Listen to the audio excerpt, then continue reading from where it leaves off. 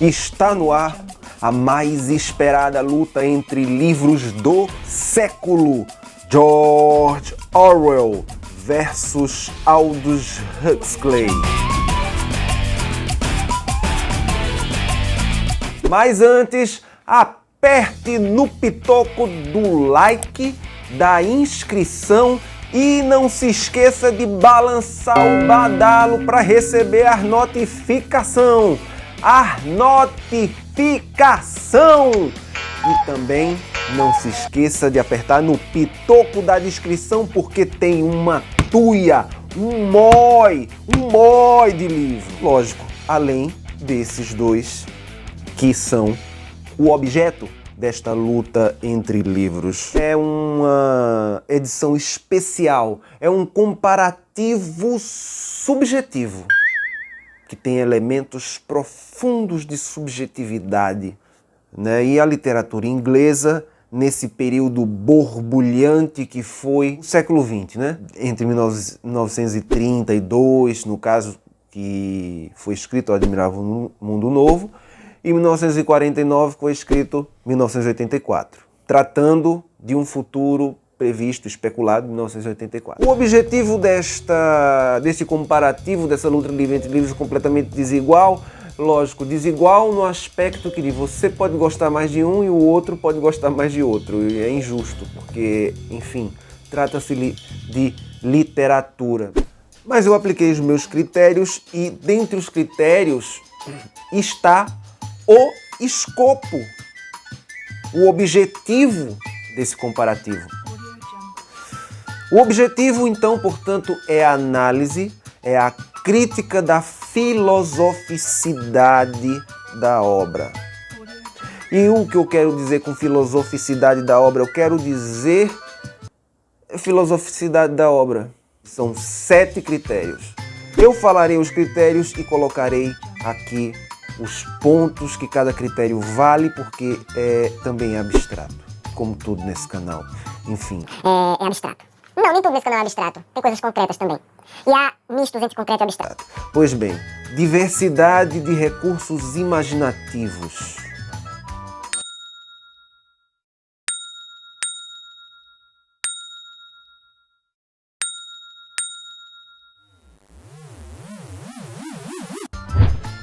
Vale 10 pontos.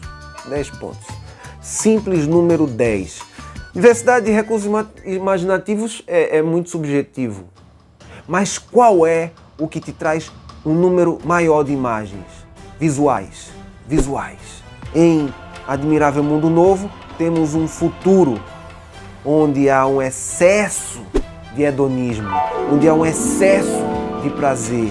Esse excesso de prazer se dá por meio de um processo de decantação. As pessoas não nascem, as pessoas são fabricadas, elas são decantadas. A obra inicia falando dessa fábrica de seres humanos que são feitos em hierarquia, em categorizações. Essas categorizações, você viu aqui como é a imagem, né? Mais ou menos no formato hierárquico. Para que sobreviva bem, eles são fabricados de uma maneira que o que está lá embaixo tenha a satisfação de estar lá. Logo, não é necessário o uso de violência. Será mesmo que não? Para saber, leia a obra. Em 1984 temos uma realidade completamente diferente. Temos também um autoritarismo, também temos um totalitarismo, um governo totalitário, sendo que no caso de 1984 é mais evidente a opressão.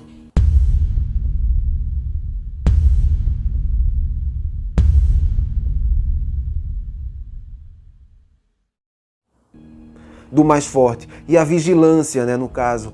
Ambas obras tratam de vigilância, câmeras por todos os lugares, Big Brother 24 horas.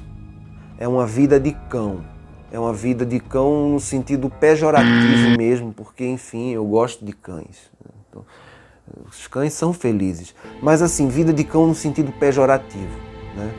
muito mais, a história toda é muito mais carregada dessa vida de cão mesmo, uma tentativa de fugir da vida de cão. Relação utopia, segundo critério, relação utopia versus distopia. Vale 2x ou 2y, é o máximo.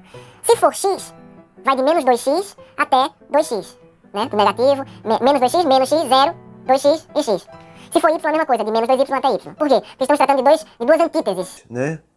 De uma tese e de uma antítese. Duas coisas contrapostas. A distopia, ela trata de um mundo de degradação, de destruição.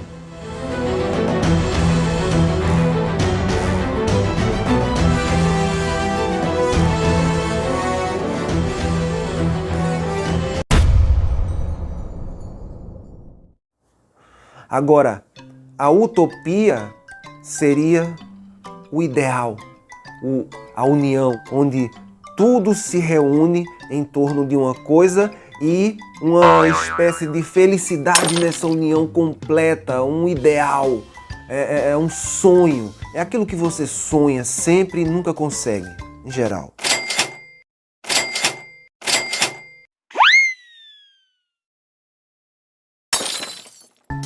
E aí, por que eu falo de relação utopia versus distopia? Porque num tem outro e no outro tem um. No caso da distopia de Admirável Mundo Novo, você tem uma distopia através do excesso de felicidade. Ninguém pode sofrer, é proibido sofrer. Alright, alright, alright.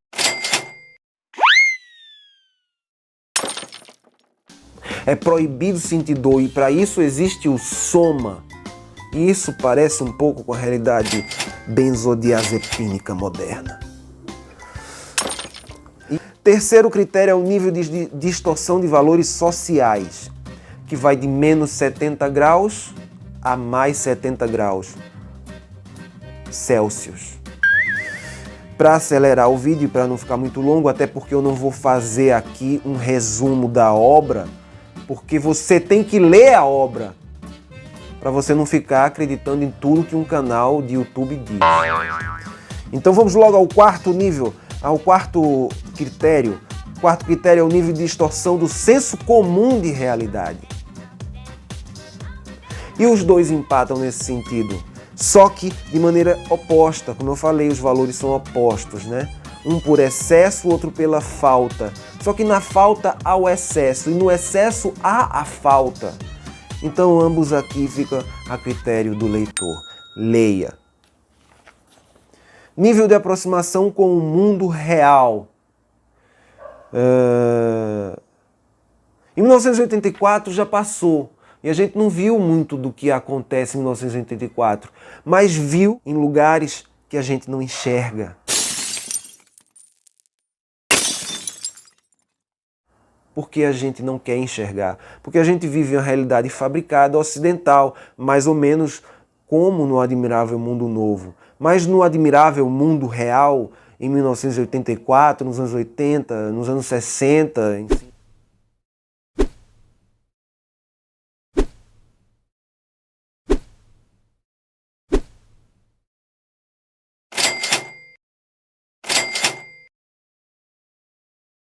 Em 1984, na verdade, é toda a história da humanidade. É toda a história da humanidade. É toda a história da humanidade. Prazer na leitura. Ganhou o que eu tive mais prazer. É muito subjetivo. Talvez não seja o livro, talvez seja o meu estado na hora de ler o livro. Então, se eu estava me sentindo melhor enquanto lia o livro, isso influencia pra caralho. Então... E o grande vencedor da luta, analisado criteriosamente pela mais absoluta e profunda subjetividade, no âmago da subjetividade, completamente apaixonada e parcial da casualidade do meu mais interior logos, o vencedor é... Rufem os tambores! Rufem os tambores! O vencedor é Admirável Mundo Novo. E E não é por ser altissimamente subjetiva essa vitória, pois ambas as leituras são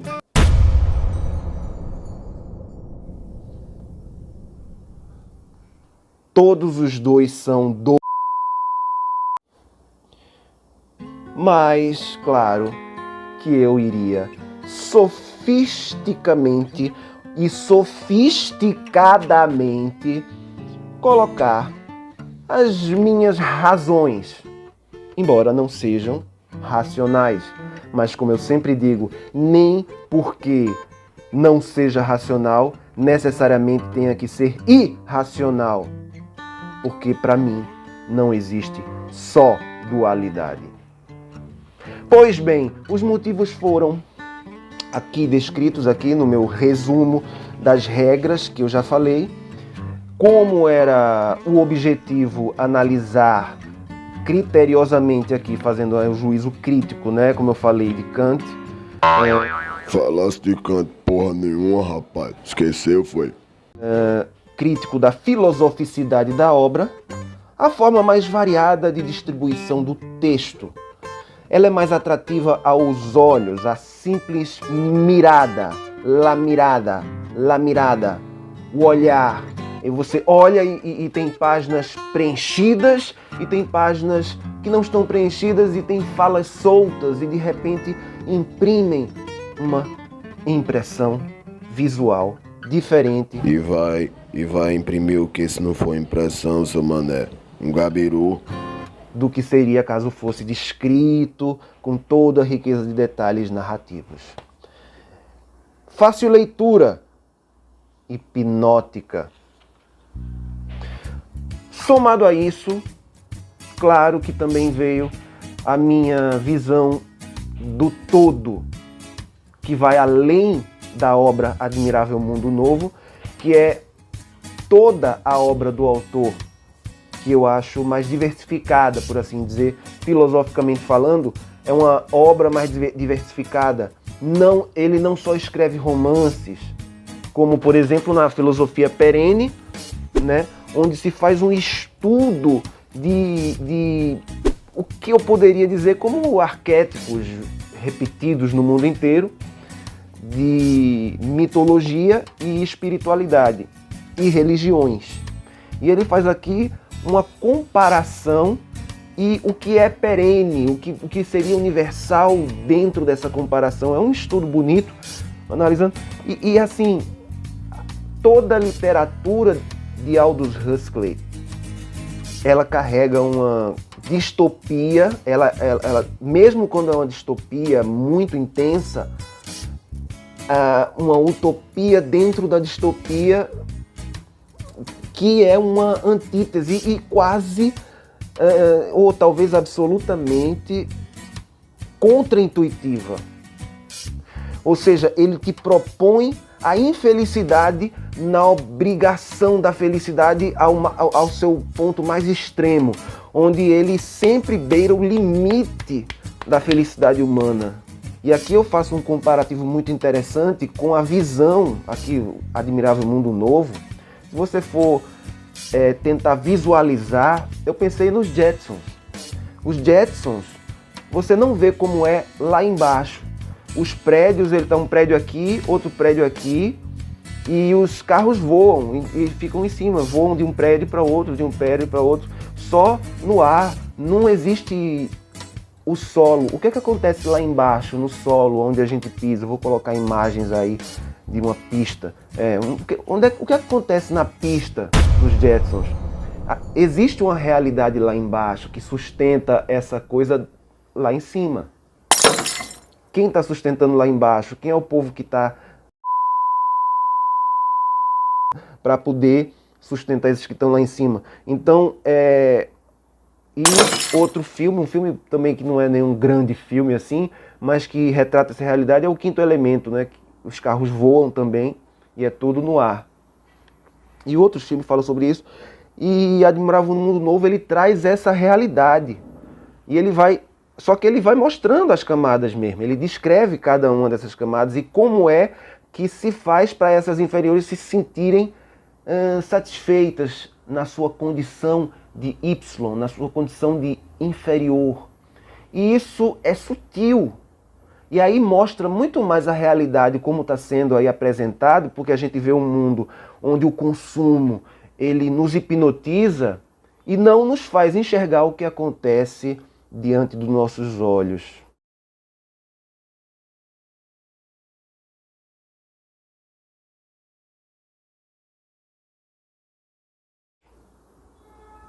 Placas de fome, de miséria e cada vez mais miséria diante dos nossos olhos que insistem em não enxergá-la.